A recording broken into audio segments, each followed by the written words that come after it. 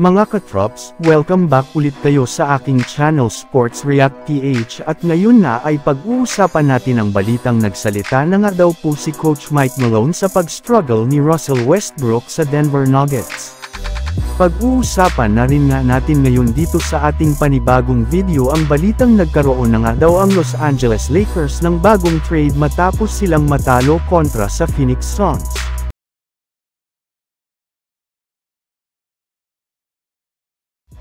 Hindi na naman nga mga katrops, naging maganda ang performance ni Russell Westbrook sa panalo ng Denver Nuggets sa kanilang game kahapon Toronto Raptors sa pagtatala lamang niya dito ng 9 points, 4 rebounds at 3 assists sa kanyang 3 out of 7 sa field goal. Bagamat man nga maganda ang depensa ay wala na rin naman nga siya na iaambag sa kanilang opensa since tumitira lamang nga ito ng 20% pagdating sa field goal.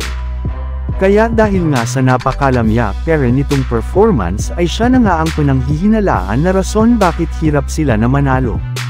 May ilang mga fans at analyst na rin naman nga ang nagsabi na kailangan nga daw po ng Nuggets na i-trade na lamang nga daw nila ito sa ibang kupunan o kung hindi naman ay pwede nga nilang i-waived na lang ang kanyang kontrata.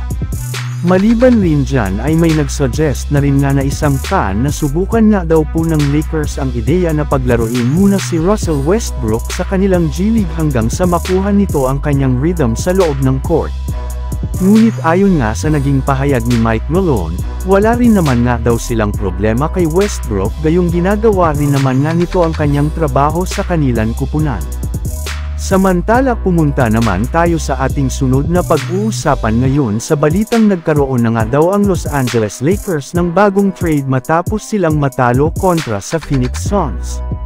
Naibalita ko na nga sa inyo mga katrops, na meron pa nga daw pong lumalabas na mga trade patungkol sa Lakers ngayong season katulad na lamang ng sinasabing pagkuha ng Los Angeles Lakers kay Jarrett Allen mula sa Cleveland Cavaliers kapalit si D'Angelo Russell upang sa ganon ay magkaroon sila ng bagong legit na sentro sa kanilang lineup.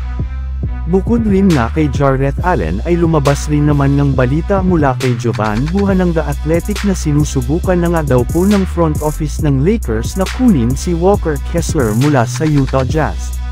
Yes, interesado pa rin nga sila sa pagkuha dito since gusto nga nila na magkaroon ng bagong big man sa kanilang frontcourt ngayong season na makakatulong kay Anthony Davis. At ayon sa kalalabas pa lang na balita ngayong araw, maaari nga daw pong makuha ng Los Angeles Lakers si Walker Kessler gamit ang kanilang mga players na si Christian Wood at isang future first round pick. Sa ganiyang paraan nga ay magkakaroon sila ng isang legit na center sa kanilang lineup. So yun lang nga mga katrops ang handog ko sa inyong storya ngayong araw. Sana nag-enjoy kayo. Please like and subscribe my YouTube channel Sports React PH para sa iba pang storya at update patungkol sa NBA. Kita-kits muli sa ating susunod na video.